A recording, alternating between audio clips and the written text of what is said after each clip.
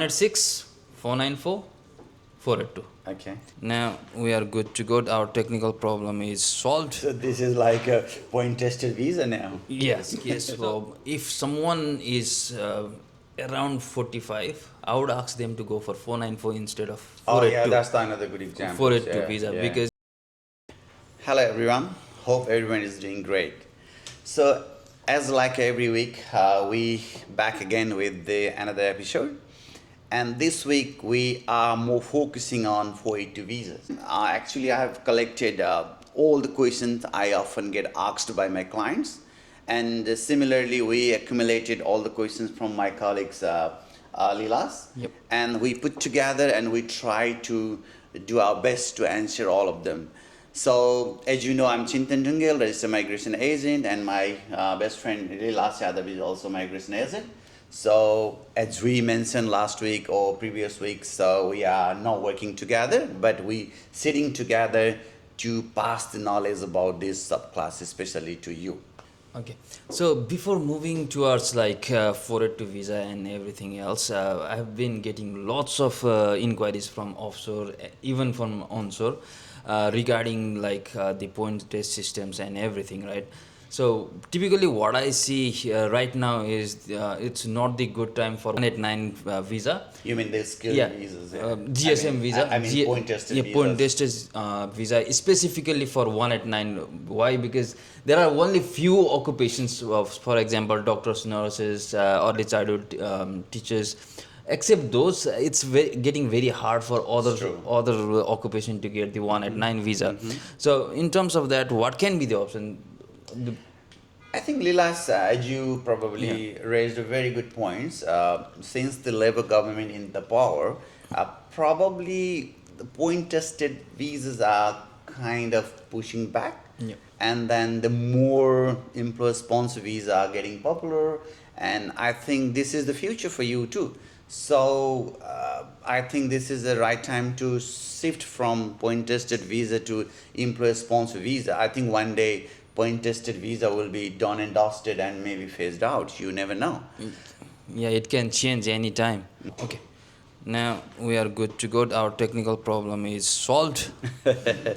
So this is like a point-tested visa now. Yeah.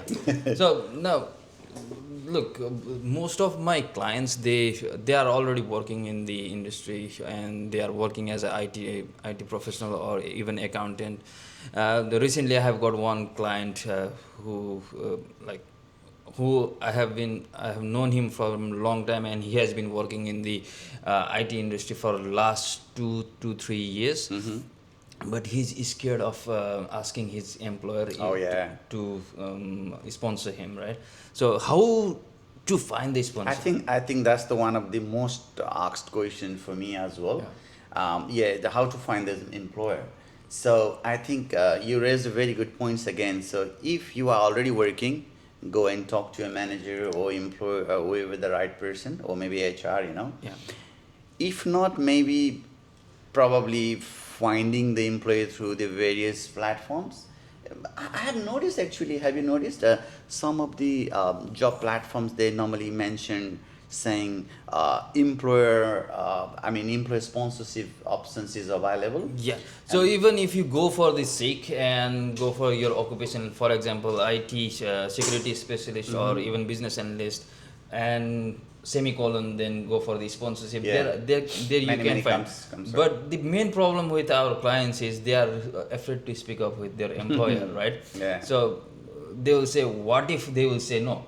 If they say no, it's no. That's not end of the world. You can. That's not end of the world. You can already find another sponsor, or you may switch the employer, right? I think that is also one of the good points, and I think Lilash, have you noticed, for instance, if you look around in the regional area, probably you have a higher chances of getting sponsorship compared to the metropolitan. So look, for those clients who are already working in, or those applicants who are already working in the industry, please go and talk to your employer and don't be scared, right? They are not the dragon. There is nothing to lose. I remember one quote from one of the podcast done by someone. They say, he said that pick up hair from your hair, try to wrap around the hill and pull it down. If it comes, the whole hill will come. If it doesn't come, it's just one hair. That's all. So don't be scared and just go on and ask with your employer. Makes sense. Right. Yeah. So next thing is, do we need skill assessment for Subclass 482 visa? Most asked questions. Before going to that area, I have one more tips for the who are watching now. If you are working in certain industry, for instance, aged care, and maybe safe cook in hospitality, and then motor mechanics, construction. These areas are very, very popular in terms of having employer sponsor visa. Yeah. So I think if you are one of them, please move ahead and then approach your employer, or maybe try to find through the various platforms rather than waiting for the GSM, General Yeah. Skill Migration 189, 190 and 491. And let's move on to the topic you just raised. What do you thought about skill assessment? Is it part of the requirements, or we can still go ahead without it? Okay, it depends. It totally depends. For example, if there is a mandatory skill assessment requirement for some of the almost around 27 occupations. However, there is an exemption on that one. If you have studied in Australia, you don't need to provide Exactly. the skill assessment. Yeah. Right. However, but if there is any other occupations except those mandatory mandatory one, I don't even go for the skill assessment. Yeah, true, Because true. as long as you have the qualification that is required for the occupation, Yeah. and you have the work experience required for the occupation, Yeah. I will straight go for the visa application. Exactly. I think you clarified well. To add on some extra points, probably there are around 25 something Yeah. occupations. They are more or less, they are more trade occupations. Yes. And pretty much they are the depends on the country of passport as well. Yeah. If you applying for that particular occupations, for instance, cook chef from Nepal or India, and then you don't have a qualification in Australia, as you said, Yeah. then you need to go through skill assessment. Yeah. My understanding is pretty much all professional occupations are not part of the requirement, Yeah. except some exception. Yeah. Otherwise, yeah, pretty much that's the point. Yeah, so we need to identify which passport you are holding, Exactly. and if it's really required or not. For example, for even like for the Nepalese passport holders as a baker, they don't even need the skill assessment. Exactly. But the point we need to remember here is, though they don't need the skill assessment, they need the equivalent qualification Exactly. That's the described major by the NJ score. Exactly. For example, if a baker needs to be sponsored, or if he is applying for 482 visa, he needs to have at least certificate 3 plus 2 years of work experience, or certificate 4 with 1 year of work experience. Exactly. You raise a very good points. Most of the migration agents, even including me, we did so many learning during the work period. So in my working history, I learned that, and it could be costly for you too. So what he's trying to say is to simplify in the other occupation. For instance, if you have 1 year experience, you hold the certificate 4, and pretty much you are ready to go for the, let's say, occupation cook. You're ready to chef, so you're ready to go for 482 visa. However, what he's trying to say is, unless you have a 2 years full-time work experience, probably you need a diploma degree, right? Yeah, for the chef specifically, I think it's 3 years of relevant work experience, if they don't have the qualification. I believe 2. No, No, 3. I mean to say, if you have a Cert 4, Cert you f- chef, and Yeah. you're working 2 years, no drama. Cert 4 is good enough, right? But if you are chef, working 1 year, no 2 years experience, and you don't have a diploma, refusal is there. Yes, 100%. 100%. So this is a very concerning and very good point to be notified. I mean, to be noted. Yep. And another question is, like from our clients, they will say, can I ask my sponsor or employer? I will pay all the fees, Ooh, that's the one. That's the one. and they can sponsor me. You know what, Lilas? I think pretty much 60-70% clients are very desperate Yeah. to apply this visa, and then they're ready to pay the money.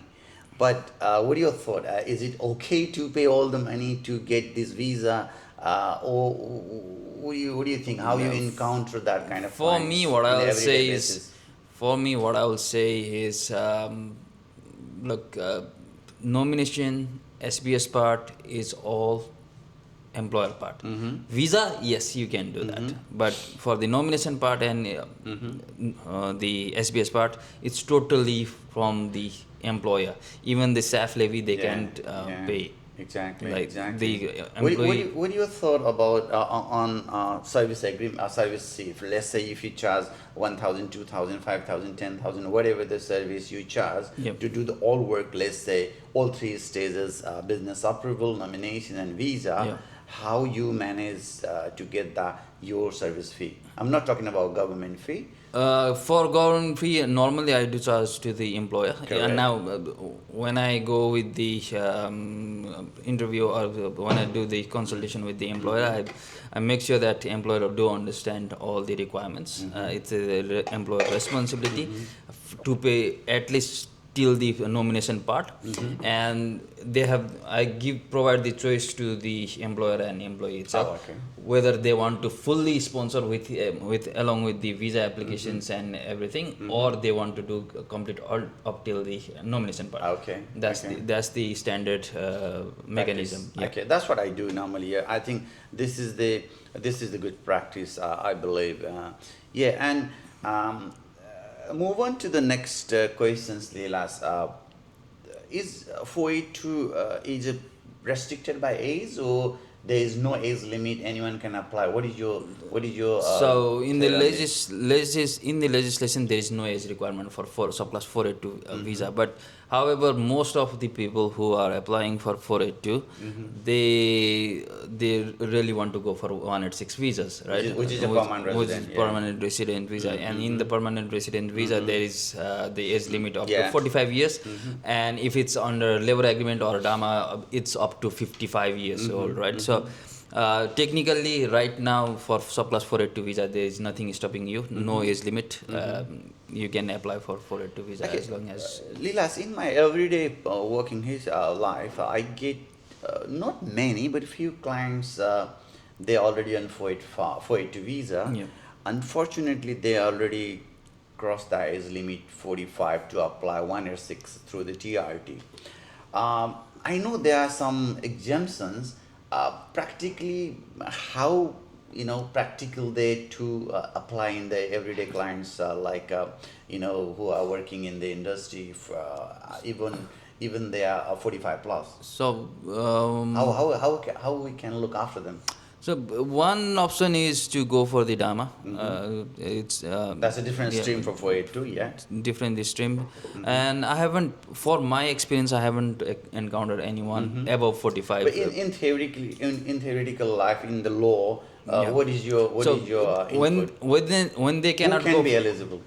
so person who has already worked for in the 482 visa for at least 2 years, Hmm. they can go through the 186 TRT stream. Yeah, if they are already 45, then I'm not sure about that. okay. I haven't been to that area too, as he Yeah. mentioned. I have to be honest, but I think, as per my understanding, as long as you are the medical professional and Yeah. working in the regional for more than 3 years, Yeah. probably age would be exempted. Yeah. That's the one of the good points to know if you are a medical professionals. Okay, in this case, if someone is around 45, right, around 45, if they are applying around 45 years old, I would ask them to go for 494 instead of Oh yeah, 482. that's another good example. 482 Yeah, visa, yeah, because if yeah. they can get the Mm. 494 visa, after 3 years they can go for 191, and there is no Exactly. requirement There's of no- employer as well. or maybe if they are eligible with the skill assessment and everything, or already have a 3 years around experience, then probably go direct into 106. Yes. Isn't that Yes. good idea, Yeah, right? that would be also Yeah. a good idea. And I remember, I think there is a one more, if you earn certain amount, for example, probably currently 183 or something, Yeah. within this 482 period, Yeah. then probably the age Age, exemption is age also exemption there. is there, and Yeah. some of the occupation they have the Exactly, exemptions and as exactly. well. I think researcher, medical scientists, those kind Yeah, of even doctors, I guess. exactly, Yeah. highly in demand Yeah. occupations can be exempted. But for general occupation, we're talking about, we're dealing everyday basis, maybe not. So in that case, if you are hitting So 45, let's go for 186 if possible. If not, plan ahead. Isn't yeah. there any tips for you Yeah, from your side? yeah. So basically, for those people around, like I have Mm-hmm. received few clients or few inquiries in regards to that. Their age limit is about to reach around 45. The main problem with these clients is their English. Oh yeah, yeah. That's the main reason they cannot go for the direct entry or Exactly. the phone info. Look, you have all these skills, just don't let that English drain you down to the gutter. Exactly. Because of that English, Yeah. you are missing your 186 or permanent residency. Even for 189 190 visa, um, those applicants, I really suggest work on your English, because Exactly. that's the main key part. You are studying here for 3 4 5 years or even 2 years, Mm-hmm. and with that amount of time you are just getting 20 points, maximum 20 points, right? Mm-hmm. From 15 points from bachelor's, 5 points your ASR, Mm-hmm. or maybe 5 point extra from the regional study. Correct. However, if you get 8 is band in IELTS or PTE, Mm-hmm. you are getting direct 20 points. Exactly. Push your English Yeah, ahead. yeah. But I think what he's trying to focus here is, let's say you on 482 visa and then time comes to apply 186 and your age is also getting 45 very soon. In that case, do not be disappointed because of not having English. So that means to apply 186 visa, normally we require 6 each in the IELTS or equivalent. So I think plan ahead is the Yeah, key here, yeah, right? yeah, yeah. And Leela's other topic I normally get asked quite often. Let's say you get the 482. Yeah. Happy days. You're over the moon. Happy, go celebrate, and have party or whatever. But when time comes to apply your permanent residency after 2 years working with the employer in the nominated occupation, then do we still need that employer, or after having 482 your permanent residency is secured? Because there is a misconception, people think 482 is done and dusted, I'm done, I got the residency kind of vibe or kind of feelings I see on the client's face, but that's not the case, right? That's So not can the you case. put some lights on it? Okay, once you get your 482 visa, it's just a temporary visa, Mm-hmm. right? After that, you need to go for 186 visa. Mm-hmm. Now there is steep down curve, because after working with 2 years with the same employer, you may not feel easy to work with that same employer, or the employer doesn't want you. There are multiple cases where the employer, they don't want to go for the 186, because what they think is after getting 186 you're You're gonna run away. Yeah, exactly. right? And there is nothing stopping you to run away from after getting your 186 visa. Mm-hmm.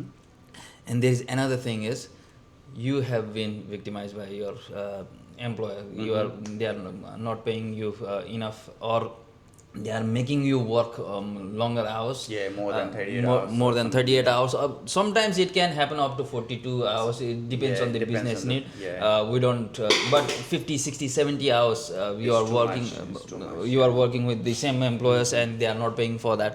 That can raise the concern, right? So Exactly. if that is going on, you can apply for 408 visa or change your employer itself. I think while talking about changing the employer, so let's say you're working as a cook and then you're not happy with the current employer, so you find another employer and go and work there. There is 180 days actually allowed you to Yeah. change the employer. So- And then during that 180 days, you can work either in the occupation or any occupations. And there is always a misconception 180 days is allowed once every time you change the employer, but let's say your visa is for uh, 4 years, then if you change once using the 180 days and you wanted to change again, then you have to be very careful. The maximum period you are allowed within this visa period is only 365 days. Yes. So if you So no, what I portray here is like what I understand. What's my understanding here is, uh-huh. let's say you have 3 years of 482 visa. Let's say right? you have 4 years. Let's say 4 years. Yeah. 4 years. Now, you work for that employer. Once you get the sponsorship, you work for that employer 6, 7, 8 months. Now something happened. You didn't like the employer, or the employer sacked you. You have 160 days. So the 160 days 180 is days, I think. 180 Yeah, days. yeah. 180 days. 6 So months. this whole period is for 4 years. Isn't that? I think my understanding is slightly different than your understanding, subject to double check. You change one employer, 180 days done, Yes. right? Yes. Now Then you go to the new New employer. and you are still not happy. You wanted to change again. Normally, you are given another 180 days. yeah, that's my understanding. Yeah, okay, then same. We are So in the same page. 180 days. Now, in that 180 days, you need to go do the nomination part. Exactly. Once the nomination is approved, and then your current visa is locked Linked, into the locked to the new nomination, then you can start working. And if you don't like it again, then you get another 180 Yeah, days. that's correct. But after another 180 days, you don't have a room because Yes. maximum limit is done. Yeah, for whole 4 years, Exactly. one That is one the year. point. Yeah, that's a very good point to be noted and to be understood. And I think they announced lately on direction number 100 and something, I don't remember. There is a flexibility once you find the new employer and lost the nomination, you can actually start working straight away without even waiting for the approval. Yep. And the good news is, I haven't implemented in my real working life, but you start working straight away without having the nomination approved, and that period is also be counted towards the 106 in the 106, future. This is actually fantastic for the applicant. So Yep. I think you should go and explore this opportunity. Yep. What do you think? Yeah, Isn't it? you should go through the 482 Yeah, opportunities if exactly. you have it. Yeah. And Lilash, another concerning area I encountered many times, and I haven't been too good on that particular area. I haven't been fully successful, partially successful. Let's say you run a good cafe, fine dining restaurant, or let's say you run a fine dining restaurant. You have a commercial kitchen and you do need a cook chef everyday basis. Yeah, yeah. And you try to hire someone from your family. I mean, close family Close or family, relative, yep, right? yep. In this kind of situation, legally, yes, you're allowed. And I have done many cases like that, and my success rate is maybe 50-60%, and the remaining was refused because even without asking for the information, department is very harsh and hardliner, and they go bang and refuse. What is your thought on that? How we can sponsor our family member within our family business? What are the tips and traps you would like to explain to our Look. audience? Look, on that case, it depends on the delegate itself, right? So how they are thinking at that point of time. Legally, there's no Yeah, legal is no yeah, issue. there is no issue. What we need to check is in the policy. What's the policy? Exactly. Now, in that refusal, we still can go to ART and win the That's case. another part, Win the yeah, case, that's right? another part. But it totally depends on the mood of the delegate. When we were studying the graduate diploma of migration law, we used to say delegates are the god. Oh yeah. If they don't feel like to give you the visa, they won't. This is generic, but as a professional migration agent, you and me, can't go that past So- too much. so what are the basic tips The you basic normally ti- do your yeah. client, and I share my tips as well. Basic tips is make your genuine position stronger. Make your, if it's a cafe and restaurant, make sure that it's not in the limited. It's not That's a a limited caveat, yeah. caveat, right? Make sure you need that person, Yeah. right? Make Yeah. sure you have followed the LMT guidelines. You have tried to hire someone from the Australian, who are Australian citizen or permanent resident. Otherwise, you're gonna fail on Yeah, those cases, yeah, right? exactly. Make your submission very strong. Yeah, very Why we strong. need that Yeah, person, and if they have been working in with the same employer, we will not say family member. It's employer and business. Exactly. I think what he's trying to say is, as a layman language, I'll re-explain. In my understanding, let's say if you're hiring someone from your family member, you have to provide the genuineness. For instance, you did not find other people in the market who are as good as your family member. So this is the key, isn't Yeah, it? yeah, this is the and key, which is genuine very person. hard to prove, and they have The a thing is, 100 reasons to refuse. there's thing is biasness Yeah. with the employer, that he is employing his own family members or relatives in the area. Technically, there is no legislative basis. However, it's the decision maker. This is Exactly. biasness in the decision making. And you might be thinking, why do we need to disclose? Can we just go on and apply? Technically, yes, but in case you get busted, you are in big trouble. Maybe big you- 40/20, maybe barred forever, yeah. or maybe 3 years. I don't suggest do to not do that. mislead. So we don't suggest as a professional that way. I don't Yeah, suggest yeah. to do that. And another part is family member in the 482 visa. Look, I have got one incident where the You employer, mean applying family member together? yeah, Ah, okay. yeah, where the employer doesn't want the To include the family member. Yeah, How do you partner. tackle in this situation? Look, they were desperate. So the family member, he or she still had a visa, so we said, okay, that's fine. Then we will have a look around until and unless his visa is sorted. But these people were desperate, right? So Yeah. at least 482 for the one of the family members should be fine.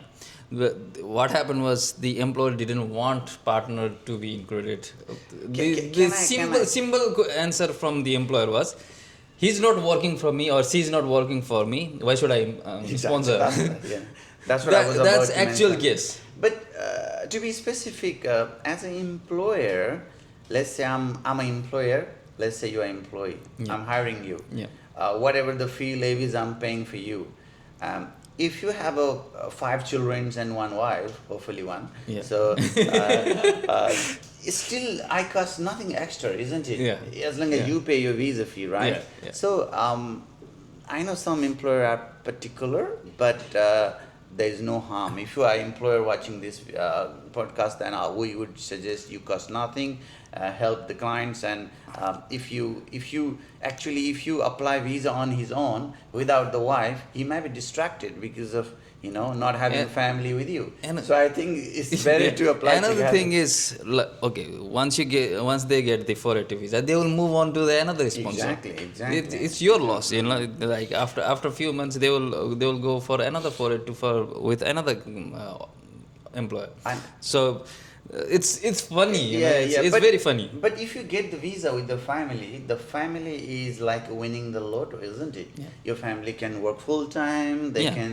do whatever they like, they can study, they can work for anyone, and children can study here.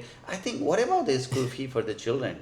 Do we have to pay to I the guess school? yes. Yeah, I think it's the I tuition guess fee, yes. right? Tuition fees And must be paid. I think it came in my mind one thing. Let's say you are 42 applicant, you got the visa, and you're working for someone. What is your thought about your study rights? I can still study, I guess. As long as you do the job, right? As long as you do the job, there's no condition like no work or no study or something like that. Okay. You and, can. and one more questions I get often asked. You working for AVC employer, right? and the salary is whatever 76,515 or around that figure, a plus. That's for this Yeah. year. Last year it was 70,000 Yeah, something. whatever, yeah, So that figure, and you feel like not enough money, then can you go register in the Uber and do the Uber driving? hell no, you are breaching your visa condition. So that's a quite Yeah, rigid yeah, things to. yeah. That's a quite Yeah, rigid so thing. you need to be very careful. If you are working with somebody else on the 482 visa, you absolutely not allowed to work outside that Yeah. employer. But your family members are free to do, isn't it? Yes, and Yeah. they can work full time with other Exactly, employer. exactly. Yeah. Exactly. What else you get this kind of Main questions? question asked is right now the 482 visa is getting slower and slower in the processing Processing time. Brother, when is my visa coming and how long does it takes to get my visa? Look, in this area, I don't want to say what departments say on their website or something. As a migration agent, in your day-to-day practice, what is your estimated time of getting the visas? Let's go into that part rather than website part, because you can check the website. It's not a big deal. So What did you experience? nurses, ECT, childcare worker have received within 1 month. Chef, baker, motor mechanic around 7 to 8 months. Accountant almost 1 year. That's That's your experience. yeah. I have pretty much a similar experience, and whatever they recently announced for this tiering system for the 189 general skill migration visa, I think that system is also being implemented over here indirectly. Yep. As he mentioned, all the essential workers like a healthcare, teaching, pretty quick. Yep. I think previous week I got one residential care officer for one NDIS company approved within a week. Yeah. Within a week, and I have so many other IT. And was that in regional area? No, it's still in the metropolitan Sydney, and still so many other applicants waiting for last 9 months. So it's quite Baker interesting. waiting for almost 11 months now. See. Even though it's in regional area. So the tips is if you are working in this critical area, go talk to your employer as we discussed before, and try to get the sponsorship. Probably sponsorship through the PR pathway is much quicker than the waiting for this unpredictable point system, So and other thing I get quite often is let's say you're working for we're giving so many examples, but this time let's stick with the big retail industry. Let's say you are a retail manager working in the big supermarket, and out of the blue the supermarket is shut down because of the lease issue, or maybe financially and not you still successful. hold the 482 you visa. still hold the 482 visa.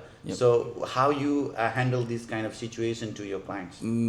Okay, in that case the best option is to find another sponsor straight away. Otherwise, if they it depends on each individual case. However, the best option is to find another sponsor, to be honest.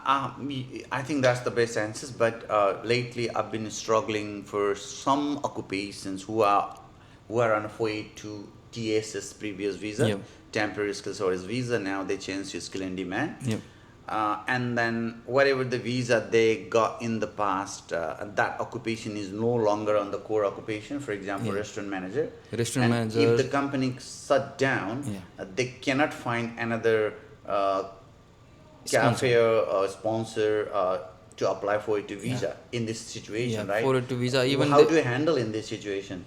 It's hard one. It's very hard one, right? It's very hard one, and it's. I feel sorry to those people like Exactly.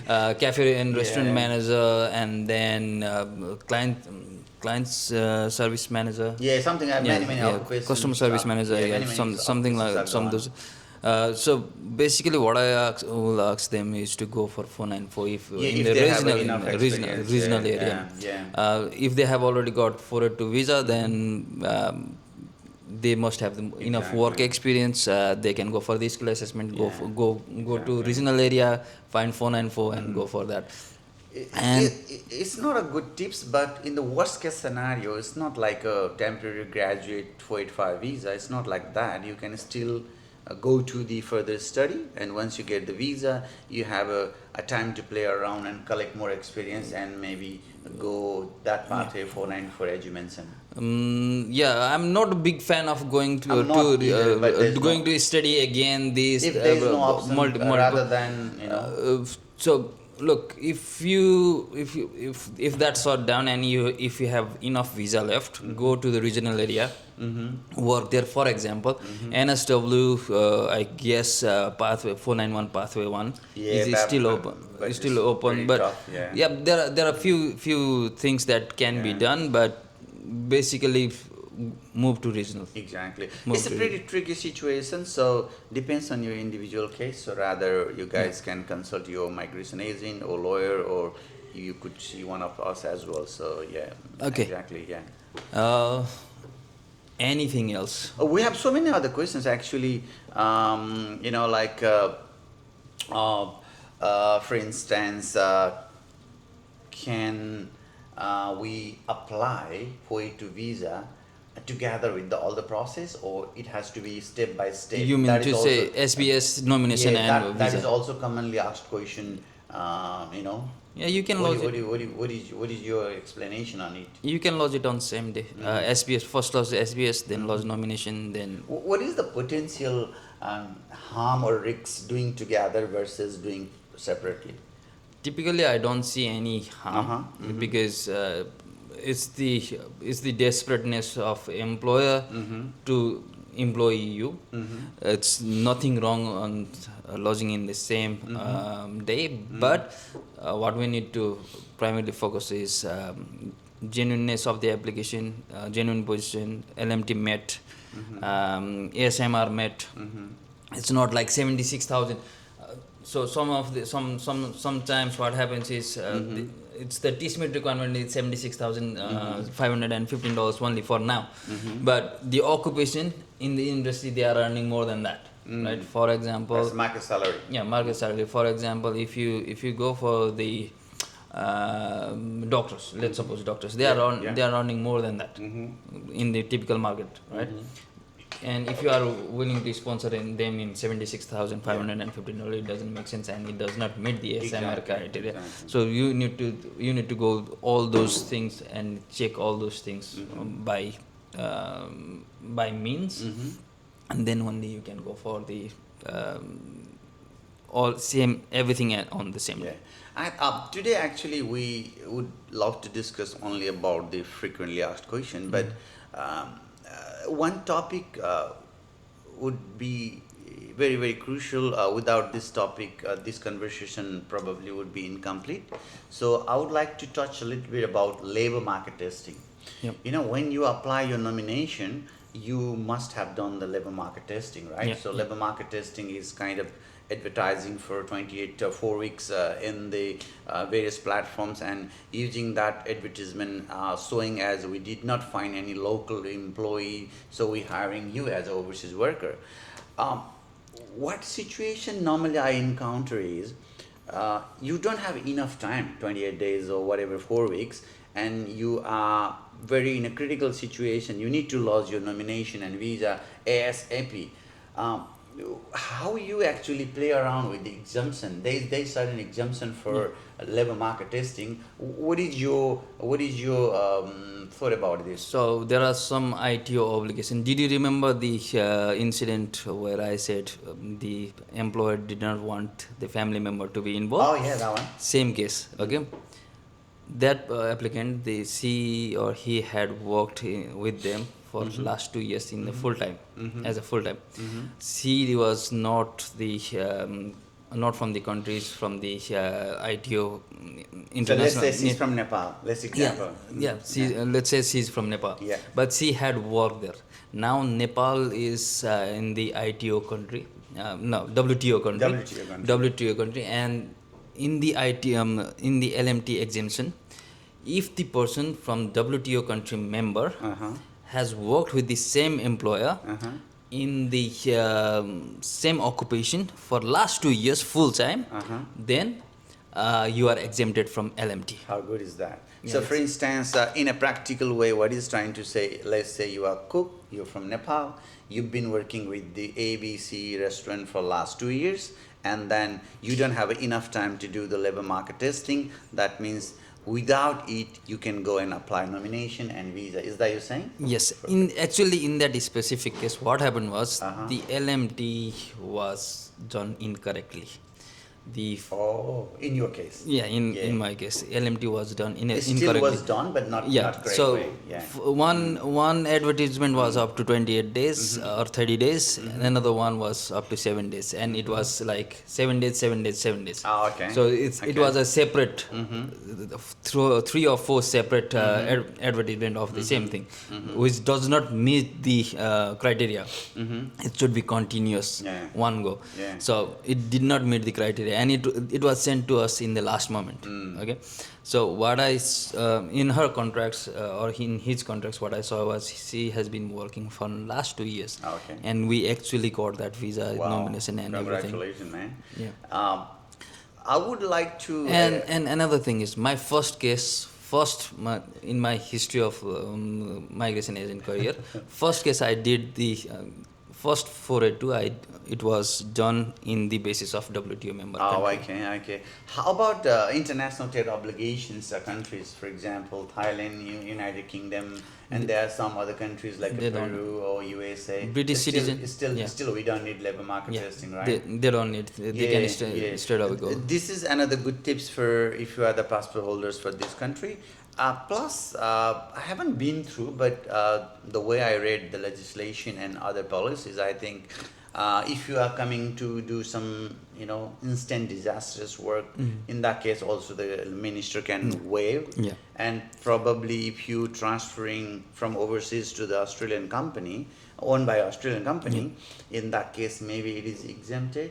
Yeah. And I think there is one provision if you're earning, your salary is really high, I think 250K or something. Yeah. Then you still So you don't it's, need to yeah, run. CEO, general manager, something like that. Like those people, university lecturer, teachers, they don't need. They don't specific, need that. They don't need it. specific. I think we covered pretty much today. And before we wrap up, I would like to give you some tips. This is also one of the frequently asked question. Let's say someone has already 3 years work experience in the relevant nominated occupations and pretty much ready to go with the 186. So the 186 we discussed earlier is like through the 482 visa. Now we're talking about direct entry. Lilash, what's your opinion on it? So let's say 482 versus 186. I know if they are equally eligible, and how would you explain to your client which visa is better compared to each other? What are the pros and cons compared to each other? What is your guidance normally to your client? How you guide them? Both for 482 and 186, I will Yeah. choose 186 100%, no doubt. Okay. You don't need SPS on that. Yeah. LMT test can be done. Not essential. Not essential. Not Yeah, essential. yeah. You need to meet ASMR. Yeah. Once you lose the visa, you will get Medicare, all That's the another beauty. all other sort of things, right? And the only downside of 186 visa is their processing time is very long. Very, very long. So recently, I have seen in the department website that for 186 visa, except the critical industry And the regional employer? most of the visa or nomination that was lost in June 2024 is now processing. That means around Almost 2 years. Yeah, 2 almost years. 2 years, yeah. Except that downside, rest are fine. Okay. I'll go for 186. Okay, well, how about the cost and other, processing documentations from the employer sides? It's much more easier than 482 visa. Okay. Much more easier because LMT can be scrapped. Yeah. Right. Can be. You have most of the time 186. Those who are losing 186, they have worked with the same employer for at least 2 to 3 years. No, mostly almost 80% of the time they have worked with the same employer, and they are asking their employer to sponsor them. In that case, genuine position can be met easily. Yeah. Right? We can find the ASMR, how much they are paying. So basically, You're talking about market salary, yeah, right? market salary okay, rate. yeah. So most of the time they are paying good enough money to their employee. That's why they are going for the 186 employee sponsored visa. So basically, I will go for 186. How about the departmental leniency? For example, you said before, okay, subs are God. Yeah. What is the God point of view? If you apply 482, they are a little bit lenient, and if you apply 186, they are strictly hardliner. Have you encountered that kind of situation, or that is 186 just a myth? hardliner or 482 hardliner? 186 hardliner, is that myth or is that just rumor, or is this truth? Look, Is it true? not really true, because in the nomination part, most of the things are like tick box. If you tick all those boxes, your nomination is safe. And visa part as well, in 186 visa, you need to have skill assessment, you need to have at least competent English, you need to have like 3 years of work experience.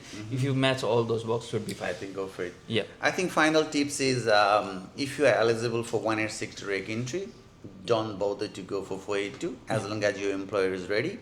But there is a little bit downside from employer points of view, because once you get a 186, you might fly. So some employers are reluctant, but some are not. So I think that's the one of the best option out of 2 visas. Yes. I think that concludes our podcast. Unless you would like to. I'll stop one more time. 186, 494, 482. Okay. So top priority is 186. If you are in regional, go for 494. If you are not getting 186, and if nothing else is there, then go for 482. But how you justify 494? You need to work 3 years, but 482 only 2 years. How you justify? Look, the thing is, with the employer, they don't want to if they don't want to go for 186 visa later on, after 3 years or 2 years, you need to be safe, right? Yeah. So once you work in 494 for 3 years, you are eligible for 191 without even employer. Yes. So this is the key. Yes, this is the key. This is the so if you are working in the regional area, if your employer is not going for 186 visa, ask them to go for 494. Yeah, I think that's a very good tips. This is the beauty of having a good migration agent. So I think that concludes our podcast today. Unless Lilash, you would like to add any further on this topic. Otherwise, yes. Yeah, go for it. Go for it. Okay. So we have a questions from audience. Let's say your 482 is granted. Yeah. And you get invitation for 189 or 190. Can you switch it? Yes, 100%.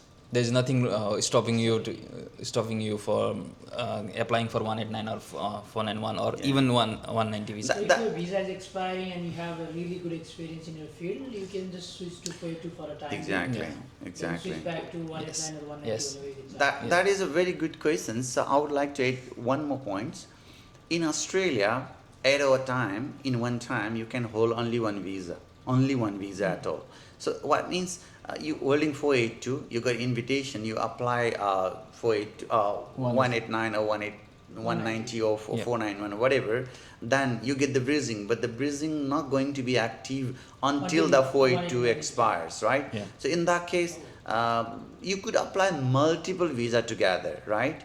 But you only be holding one substantial visa at a time. So whichever visa comes at the latest visa will be replaced.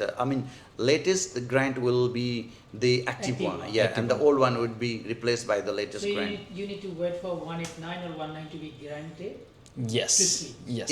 Exactly. So until then, you gotta be following all the conditions of way to. Yes, correct. So correct. no Uber. No, but Lilas, I think I have a questions. What do you thought?